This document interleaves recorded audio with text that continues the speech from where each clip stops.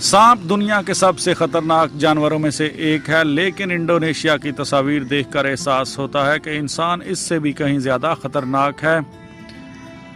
Indonesia में दर्जनों ऐसी फैक्ट्रियां हैं जहां सांपों का चमड़ा तैयार किया जाता है, जबकि बहुत से लोग अपने घरों पर भी यही मुनाफा बख्श काम किया करते हैं। पूरी दुनिया में और ख़ास तौर पर मगरबी ममालिक की उमरा इस चमड़े से बने बैग, जैकेट और जूते बड़े शौक से ख़रीदते हैं। इन्हें ग्लैमर के साथ साथ स्टेटस सिंबल भी समझा जाता है।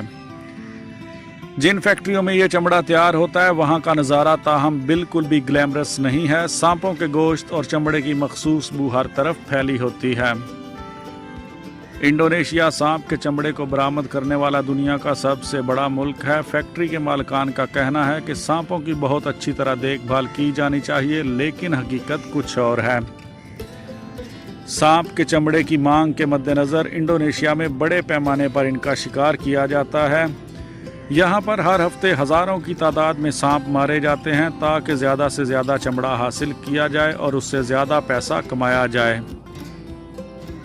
सांपों को मारकर पानी में भिगो दिया जाता है। खाल नरम होने के बाद उतार ली जाती है और खुश्क करने के लिए धूप में रख दी जाती है। कई बार उन्हें बड़े तंदूर में भी रखकर खुश्क किया जाता है। खाल उतारने के बाद इसमें लोहे का एक राड डाल दिया जाता है ताकि उनकी जिल्द को मुनासिब तरीके से फैलाया जा सके।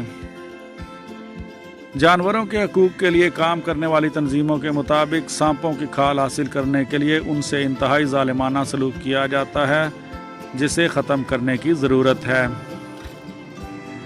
सांपों के चमड़े से बनी चीज़ें मगरबी ममालिक में 3-3 लाख रुपए तक बिकती हैं, लेकिन इंडोनेशिया में सांप के चमड़े से बनी फ़ी का चीज़ के लिए ज़्यादा से ज़्यादा 3000 रुपये अदा किए जाते हैं। सांपों का गोश्त और अंतड़ियां भी फ़रोख्त कर दी जाती हैं। जापान और चीन में सांप के गोश्त को पसंद किया जाता है, जबकि अंतड़ियों को अद्वियात साजी में इस्तेमाल किया जाता है।